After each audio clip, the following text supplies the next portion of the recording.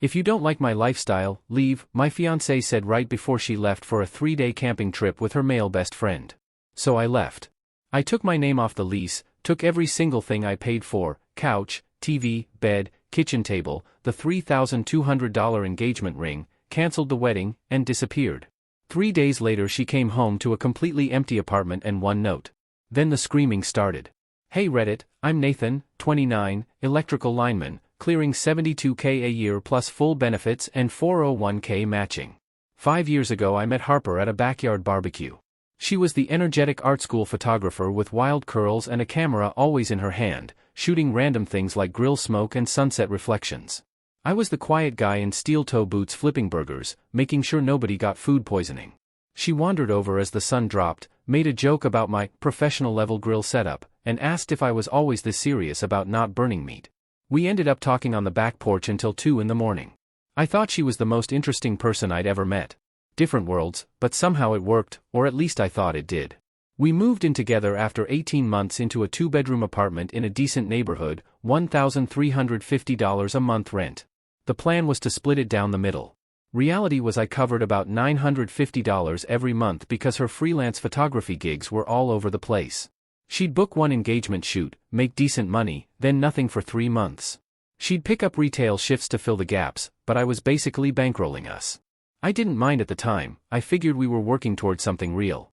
8 months ago I proposed at the overlook she loved for sunset photos. I'd saved 4 straight months, got down on one knee with a princess-cut ring on a white gold band that cost me $3,200. She cried, said yes, immediately pulled out her phone and took 30 selfies with the ring, posted them before we even got back to the car. We set the wedding date for 10 months out from the proposal. Her parents offered to cover half the costs, about $14,000. I was handling the other half. That's when Dylan started showing up more. Dylan had been lurking since I'd known Harper, college friend from sophomore year. One of those guys who's perpetually single but always has women around. Works in promotions for breweries and event companies. Perfect hair. Always dressed like he just stepped out of a catalog. That fake charm some people eat up. He'd kept his distance while we were dating. The engagement changed everything. Suddenly he was everywhere. Every post Harper made, there was Dylan in the comments with inside jokes I didn't get. Her phone would buzz at dinner, Dylan sending memes, constant invitations to events, always with "you should bring Nathan" tacked on like an afterthought. Except I was never actually welcome. Shows on work nights, venues 2 hours away, tickets he could only get one of. First time I met him properly was at an engagement party one of Harper's friends threw. Dylan showed up late, made an entrance, hugged Harper way too long. When she introduced me as her fiancé, he gave me this smug smile and a handshake that felt like a test. "So you're the guy who got Harper to settle down. Impressive." I played it cool. "Just got lucky."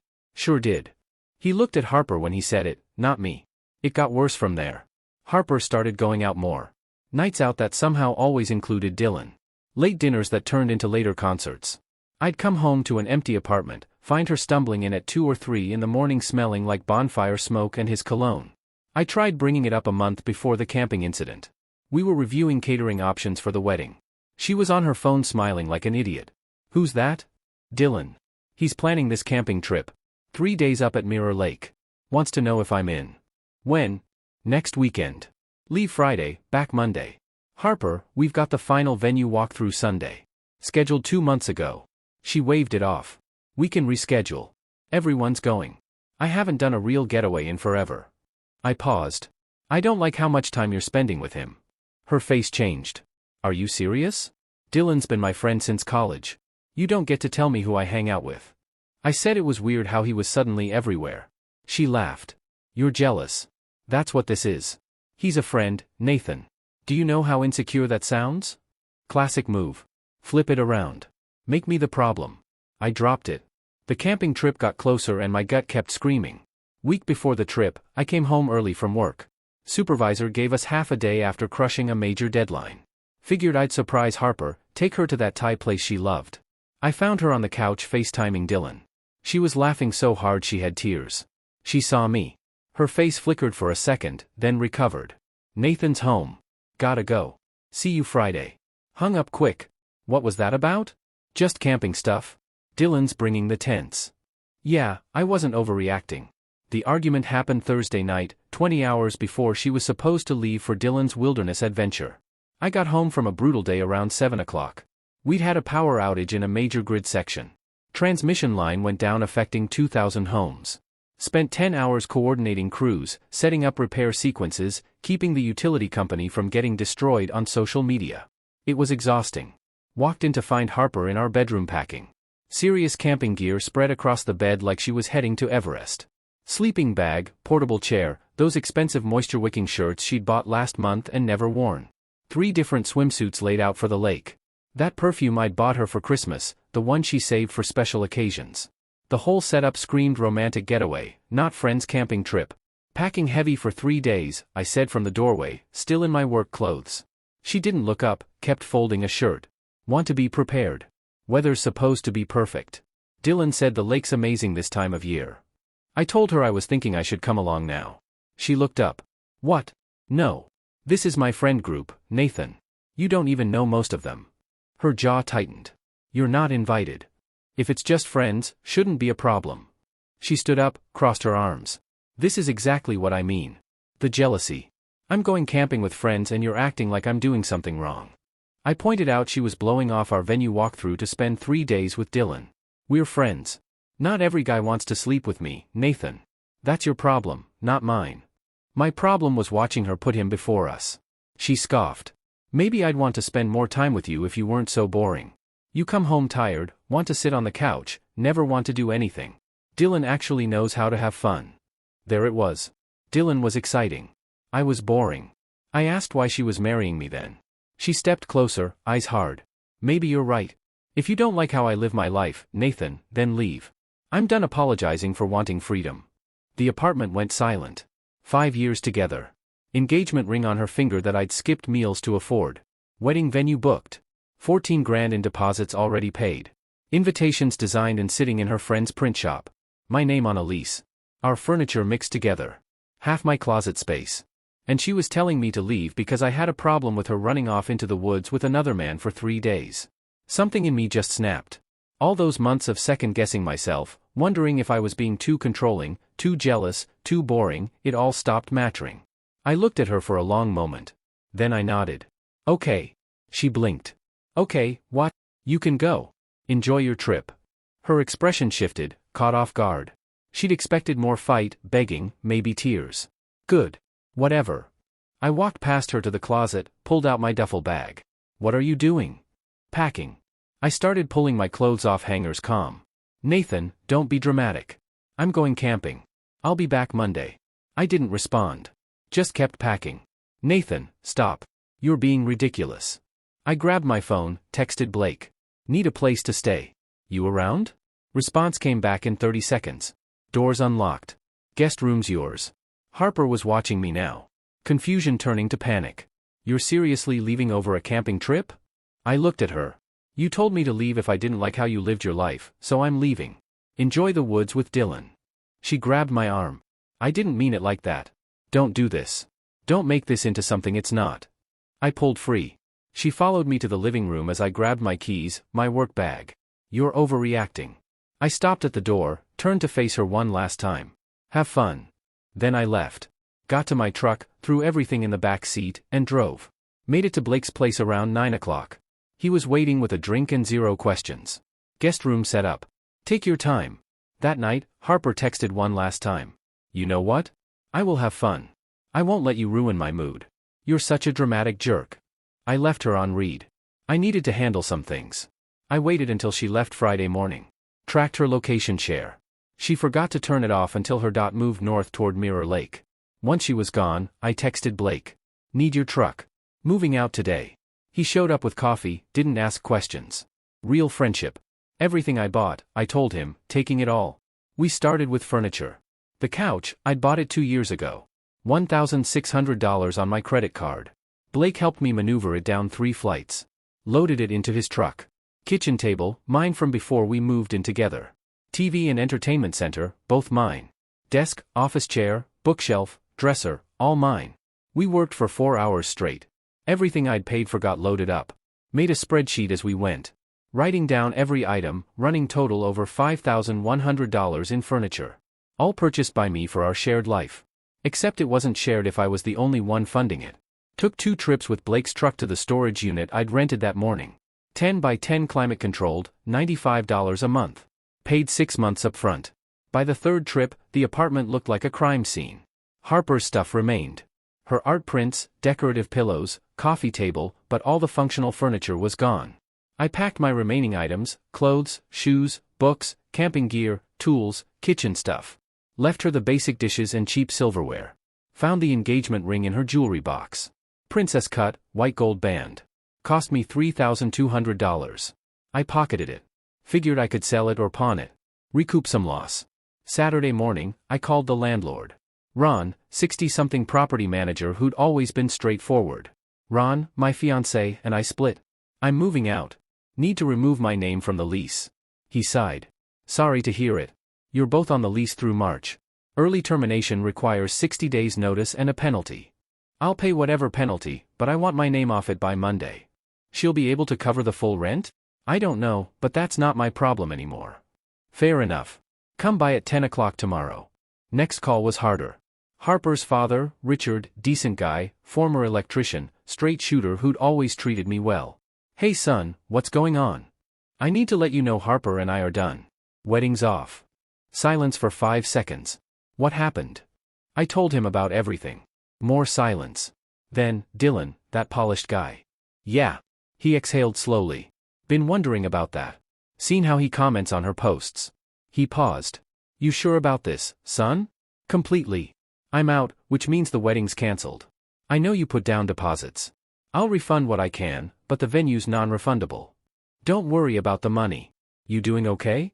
The genuine concern almost got me. I will be. If you need anything, you call me. I mean that. We hung up. Sunday morning, I met Ron at his office. Signed the paperwork removing my name from the lease. Paid the $850 penalty. She's going to have a rough time covering $1,350 a month on retail and freelance, Ron mentioned. Not my problem. I spent Sunday afternoon at the storage unit, organizing everything, making lists, taking photos. If Harper tried claiming I stole her stuff, I had receipts. By evening, I was back at Blake's gaming like I hadn't just taken apart a 5-year relationship in 72 hours. He ordered pizza, cracked open drinks, and we ran matches without talking about it. The note I'd left was written on the back of one of our wedding planning checklists.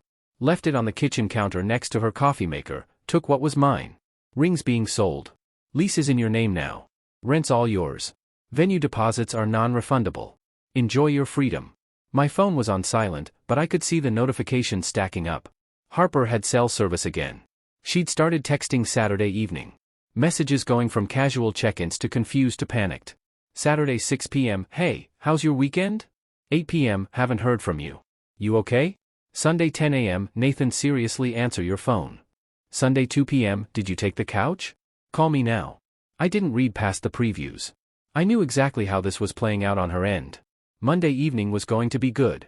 Monday evening, I was at Blake's place playing video games when my phone started blowing up. Not texts anymore. Calls back to back. Harper's name lighting up my screen every 30 seconds. I let them all go to voicemail. Blake glanced over from the kitchen where he was making sandwiches. You going to answer? Nope. He grinned. Cold, man. The calls kept coming.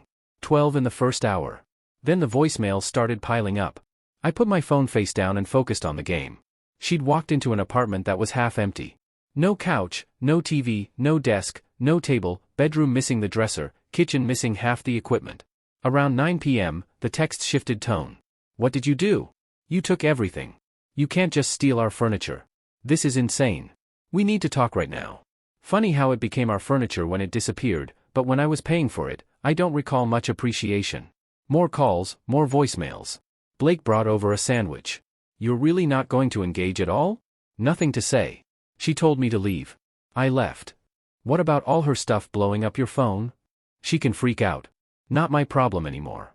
The voicemails kept piling up, but I wasn't listening to them. Didn't need to. I already knew the script. Right on schedule around 10 p.m., a new number called. I answered out of curiosity. Nathan, this is Paige. What's going on? Harper's losing her mind. Paige, Harper's best friend, one of Dylan's crew, one of the people who'd been encouraging this whole thing. Hi, Paige. What can I help you with? You can help by explaining why you gutted the apartment and disappeared. Harper's hysterical. She said you took the couch, the TV, everything. I took what was mine. Everything she owns is still there. You can't just take furniture from a shared apartment. Actually, I can. It's my furniture. Anything that wasn't mine stayed put. This is insane. You're being vindictive and childish. Interesting take from someone who spent the weekend camping with my fiancée and the guy she's been running around with. How was Mirror Lake? Silence for a beat. Dylan's just a friend. You're paranoid. Tell Harper if she wants to discuss anything, she can email me. Lose this number. I hung up. Blocked page. More calls from unknown numbers. I stopped answering.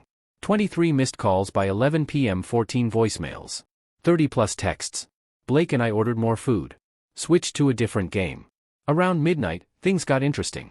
Blake's doorbell rang. We looked at each other. He got up, checked the peephole, turned back to me with an amused look. Your ex-fiancée is on my porch looking crazy. Want me to handle it? Nah, I got it. I opened the door. She stood there in camping clothes, hair unwashed, eyes red and wild. What is wrong with you, Nathan? I leaned against the doorframe. Evening. How was camping? Don't. You destroyed our apartment. You took everything. Took what was mine. Our furniture. My furniture. She was shaking. We're engaged. You don't get to just erase our entire life over a camping trip. I pulled out the ring, held it up. Her face went pale. What are you doing with my ring? Selling it. Wedding's cancelled. Your dad knows. You can't cancel our wedding without talking to me. Just did. She started crying. Nathan, please. We can fix this. Dylan's nothing. You're everything. Save it. You wanted freedom.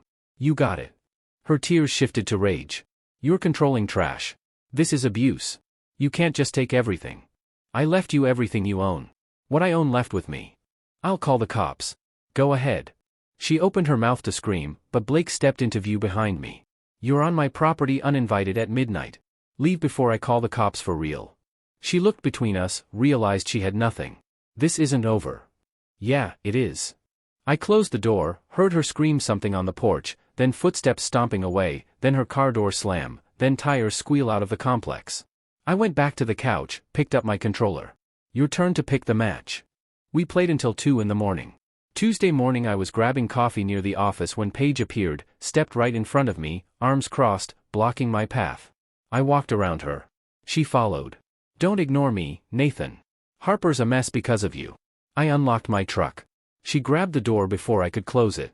You gutted her apartment, canceled her wedding, disappeared like a coward. What kind of man does that? I looked at her hand on my door. The kind who's done being disrespected. Move your hand. Not until you. I pulled the door. She had to let go or lose fingers. Started the engine. She slammed her palm on my window. You're pathetic. She dodged a bullet. Dylan's twice the man you'll ever be. I rolled the window down 2 inches. Then she should be fine. Drove off. That afternoon a text from an unknown number, Bernie's Diner. 6 p.m. Be there. Grace. No please, just a demand from Harper's mother. I ignored it. At 6:15 the same number rang. Nathan, this is Grace. I'm sitting at Bernie's waiting. Where are you? At home. I told you to meet me at 6 o'clock. You demanded. I declined. Her voice went razor sharp. I'm Harper's mother. After 5 years you owe me a conversation. I don't owe anyone anything. We're done. Don't you dare hang up on me. My daughter is devastated. You took everything from that apartment. You will return it and you will apologize and you will fix this. Not returning anything. It was mine. Half of it should be hers. You live together. Call the cops then. I have receipts. This is financial abuse, Nathan. I could have you arrested. I almost laughed. Good luck. Hung up. Blocked. 10 minutes later someone was pounding on Blake's front door like they were trying to break it down. Blake looked at me. Want me to get it? Probably her mom. I'll handle. Opened the door to Grace, face red, finger already pointing. How dare you hang up on me? I drove all the way here because you refused to meet me like an adult. I didn't invite you. I don't need an invitation to defend my daughter. You destroyed her life. She's living in our house because of you. She's living there because she chose a camping trip with another man over our relationship. Grace stepped closer. Dylan is a friend. Why can't you get that through your thick skull? She's allowed friends. You were controlling and jealous and you drove her away. If that's the story she's selling, buy it all you want. It's the truth. She told me everything. How you guilt her for going out, monitored her phone. A truck pulled into the driveway. Richard's F-150. He got out, saw his wife mid-rant on someone else's porch, and his face went flat. "Grace, what are you doing here?" She spun. "Talking to Nathan about what he did to our daughter." Richard walked up the steps, nodded at me. Grace jumped back in. "He stole all her furniture. Cancelled the wedding without telling her. She came home to an empty apartment." Richard cut her off. "She told him to leave." Grace's mouth opened, closed. "Whose side are you on?" "The side that makes sense. He took everything. He took his stuff." Richard looked at me. "You take anything that wasn't yours?" "No, sir." "Then there's no theft." He turned to his wife. "Grace, get in the truck." "I'm not done." "Yeah, you are. You drove to this man's friend's house to yell at him about taking his own belongings after our daughter chose a camping trip with Dylan over wedding planning." Grace's face went crimson. "She made one mistake." Richard's laugh was sharp. "One mistake? I've seen Dylan's comments for months. Nathan's not blind. Neither am I. So you're just going to let her suffer?" "I'm going to let her face the consequences of her choices. Now get in the truck before you embarrass yourself more." Grace looked between us, rage and humiliation twisting her face. "This is unbelievable." "Truck. Now."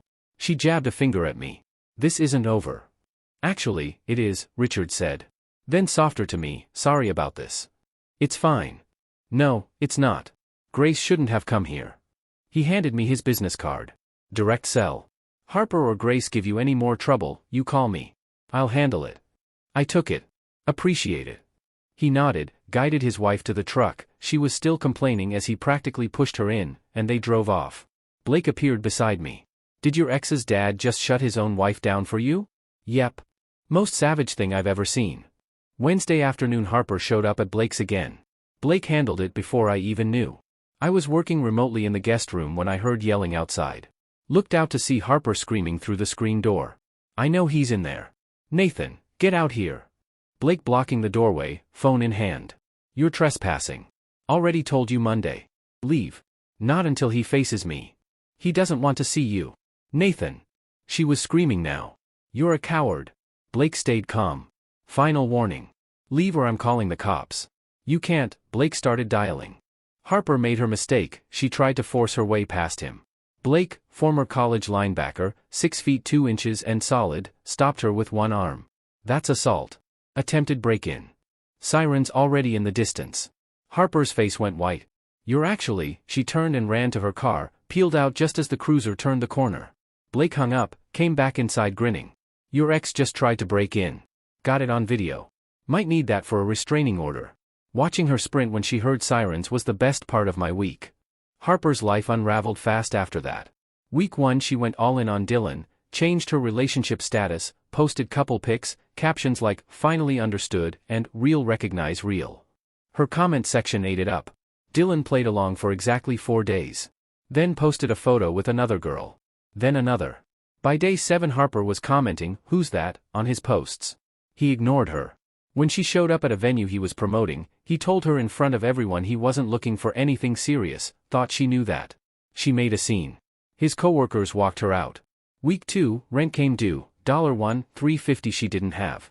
Her part-time retail barely cleared $850 a month. Photography bookings dried up, turns out most of her clients were my coworkers, friends, or family connections. She begged her parents for money. They bailed her out once, $600 to cover rent and utilities, with conditions: get a full-time job, stop partying, grow up. She took the money, ignored the rest. Week 3, Dylan moved on to Paige, her best friend. Posted a cozy morning after pic with Paige in his bed wearing his shirt. Harper went nuclear in the comments, called Paige a snake. Paige clapped back that Harper had no claim on Dylan since they were never exclusive. Then old dirt surfaced. Harper had borrowed $325 from a friend 8 months ago and never paid it back, bailed on bridesmaid duties because she was too hungover, etc. The entire friend group turned on her. By week 4 she was back in her childhood bedroom at 26 years old, failed engagement, part-time retail, sleeping under high school posters. Week 5 the desperate crawlback started. Texts from new numbers: "I made the biggest mistake of my life. You were right about everything." Ignored. "I know I don't deserve it but I'm begging for another chance." Ignored. "I'm losing everything. I need you." Ignored. She tried showing up at my old office. Receptionist told her I'd transferred months ago. She asked them to pass her number. They didn't. Then she posted a 2 a.m. Facebook rant calling me controlling, abusive, manipulative, claiming I stole thousands in furniture and left her homeless, said she was talking to lawyers. I screenshotted everything, sent it to my lawyer buddy. The rant backfired, people who actually knew me commented. She deleted it within 3 hours. Too late. Meanwhile my life leveled up hard. Week 3 post-breakup I found a 1-bedroom in a better neighborhood for $950 a month, less than I'd been covering for our old place. Signed the lease, moved my stuff out of storage, made it mine. Bought a proper sectional couch, mounted a 65-inch TV, built a beast gaming PC, RTX 4080, liquid cooling, RGB everything. Dropped about $4,500 total and didn't feel guilty once. Joined a work basketball league, started lifting 4 days a week, put on 15 pounds of muscle in 3 months. Felt better than I had in years. Work buddies started inviting me out. Thursday happy hours I used to skip because Harper always had plans. Turns out I actually liked these people when I wasn't worried about a dying relationship. 2 months in I met Vanessa at a work mixer, graphic designer, freelance corporate clients, real ambition. Conversation flowed. She was into hiking, we did an 8-mile trail for our first date. Second date she cooked from scratch while closing a major logo contract. Respect was the baseline, not extra credit. I was hooked. Week 10 Harper started messaging Vanessa. Just warning you, Nathan is controlling and abusive. Get out while you can. Then worse ones. Vanessa forwarded everything to me, ignored Harper, blocked her. I added it all to the folder for a potential restraining order. Things stayed quiet for a few weeks, until the grand finale. Mutual friend Greg had a housewarming party. I almost didn't go, knew Harper might show. But I wasn't hiding anymore, and Vanessa was my date. We arrived around 7 o'clock. Party was packed. Harper was already there, uninvited, looking rough, clearly drunk. She kept her distance at first, shooting death glares every time she saw me with Vanessa. Around 9 o'clock she approached, swaying. Nathan, we need to talk. Everyone went quiet. Nothing to talk about. Leave me alone. You ruined my life. Turned everyone against me. I took your advice and left. Everything after was on you. She laughed bitterly, gestured at Vanessa. Moved on real quick. Downgraded though.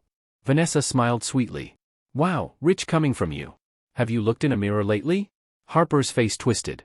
Shut up, I wasn't talking to you. Turned back to me. I gave you 5 years and you threw it away over nothing. For her? Voice rising. You're boring. Pathetic. Dylan was 10 times the man you'll ever be. That's why he ghosted you the second it got real. She stepped closer, screaming, screw you, it's all your fault. Vanessa, this is embarrassing. Leave. That's when Harper lunged at Vanessa, going for her hair. Vanessa sidestepped. Harper stumbled forward in too tight jeans and slammed into the dessert table. Greg's beautiful 3-tier chocolate housewarming cake took the full hit. Harper went face first into it, frosting everywhere. The table rocked, plates crashed. There was a loud rip, her jeans split straight down the back seam, underwear fully visible. The backyard went dead silent for half a second. Then someone snorted. Then the whole place erupted in laughter. Harper straightened up, cake smeared across her face and shirt, realized the rip, tried to cover it with one hand while wiping frosting with the other. Phones were out. She saw me with my arm around Vanessa, saw her old friend group filming, mascara running, jeans torn, cake on her face. Stop laughing, she shrieked, voice cracking. Back toward the gate, one hand clutching her butt, the other smearing chocolate across her cheek. Turned and bolted. We heard her car start and peel out. The backyard stayed quiet another beat, then exploded again. Greg looked at his ruined cake and just shrugged. Well, that's one way to end a party. People were still talking about it when Vanessa and I left around midnight. Drove back to my place, made coffee, sat on my new couch surrounded by the life I'd rebuilt. My phone buzzed, group texts with video clips. Watched Harper's final meltdown with Vanessa and laughed until my sides hurt. She showed up one last time trying to wreck my life. Instead she humiliated herself in front of everyone and confirmed what they already knew. And I was chilling with my new girlfriend, living my best life. That's the full story, Reddit. Sometimes when someone tells you who they are, you believe them the first time.